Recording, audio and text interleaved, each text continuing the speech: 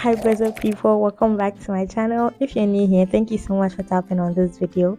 If you're not and you're a returning subscriber, much love. Thank you for coming back to each and every upload. So today, as you can see from the title of this video, we're doing a sensitive but interesting topic. It's called sickle cell crisis, and September is sickle cell awareness month. So I'm a health content creator. Why don't I just do this video?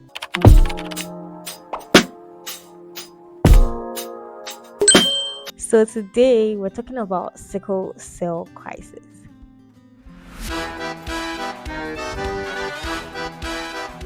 I think I like them up. So September is Sickle Cell Awareness Month, and to kickstart with YouTube, I've already started creating content about sickle cell on my Instagram and on my TikTok. But on YouTube, this is going to be my first video aside the June video with Fatima Oyawuye. So you can go onto my Instagram to, watch more of the content about SCD. So let's delve into the video. First of all, I'm sure that if you're not new to this channel, you already have idea on what sickle cell is as a whole. To those who do not, I'm going to link the previous video that I did with Fatima up on the screen so you can go and watch it anytime you're free and get yourself educated. So what's a sickle cell crisis? So a sickle cell crisis is a painful episode in the life of a sickle cell warrior whereby the blood cells are not able to flow through the blood vessels well, clamp, and then cause joint pains or pains in different parts of the body. So there are different types of sickle cell crisis. I'll be looking here because my notes are here, so forgive me if my eyes are not on you. So there are different types of sickle cell crisis. We have the vessel-occlusive crisis, aplastic, splenic sequestration, and hypermolytic sickle cell crisis. So out of these, we're going to be talking about the vessel-occlusive crisis, which is the most common one.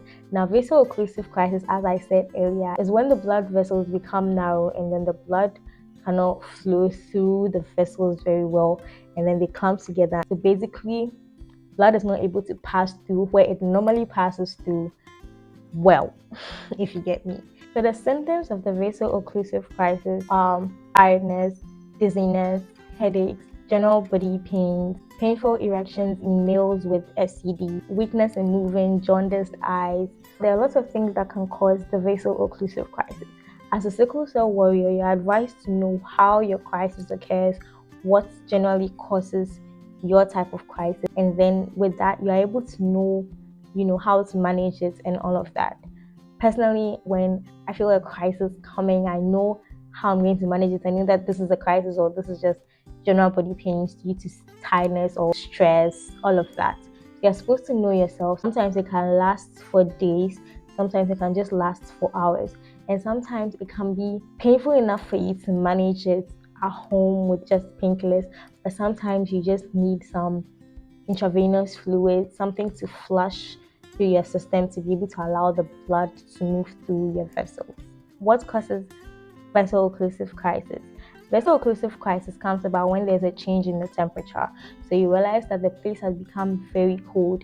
You take protective measures like wearing protective clothing, taking in warm beverages like tea or just warm water, something that is going to balance your temperature with the atmospheric temperature so that you will not enter into a crisis.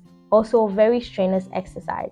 As a sickle cell warrior, you're supposed to know the type of exercises that you do, if you even do any, and how it works for you, how often or how much you should exercise yourself so that you not enter into a crisis, because too much of exercise can also cause a crisis. What to do when you have a crisis as a warrior? As I said earlier, every sickle cell warrior should know how his or her crisis occurs, what happens when a crisis is setting in, and how to manage his or her crisis. So when you have a vessel-occlusive crisis, the first thing you're supposed to do is to make sure that you're well covered, especially if the area you're in is cold.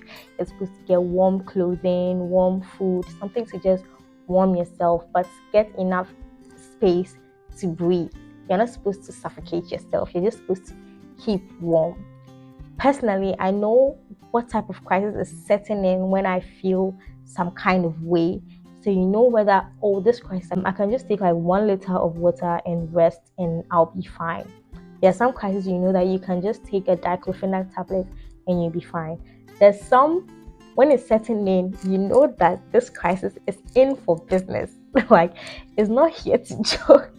So with that one, you have to get emergency care, let people know that this is what is happening to you, so you need to be rushed to the nearest hospital. So when it's a crisis that you can manage at home, first of all, you have to get enough fluids in your body, because that crisis is happening because your blood is not able to flow through your blood vessels very well. So you have to help it. You get me? It's like there's a traffic, but there's no traffic light. So you're supposed to be like that police people that hold the flag. You're supposed to, I hope you guys you guys are smart. You're supposed to get enough fluid to be able to help the blood to move through the blood vessels. With that, you're able to ease the pain, and then the crisis calms down a bit. If it's still not calming down, then you can take painkillers.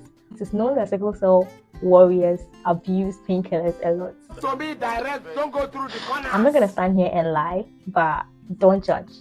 Okay, the pain is a lot.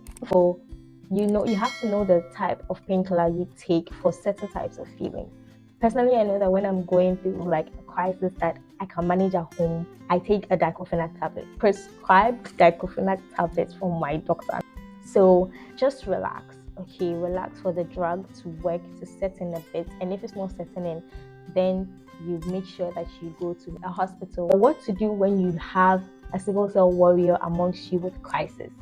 Now, I felt like I should say this because there's many a time where I have had a crisis and the people around me are rather quote unquote stressed, or are rather going through a crisis. Chelsea, come on now. Like, relax. I'm the one going through the pain. So if you see anybody going through a sickle cell crisis, or you have a sickle cell warrior as a friend and he or she is going through pain, the first thing you have to do is to relax. You're not the one going through the crisis. Just relax.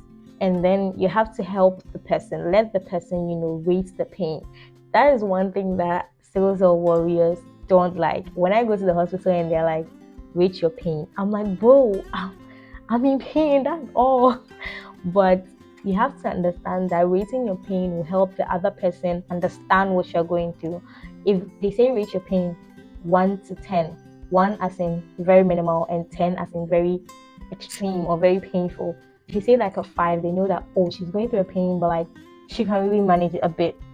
Now when you say an 8 or a 9, they know that, whoa, this one is an emergency. So rating your pain helps those around you to understand your pain. With personal experience, I feel like from let's say a 7 to a 10 rating has to be rushed to the hospital. Now from a 2 to a 3 or a 2 to a 4 rating can be managed with just warm water, like drinking warm water, covering yourself, and maybe a hot water pad.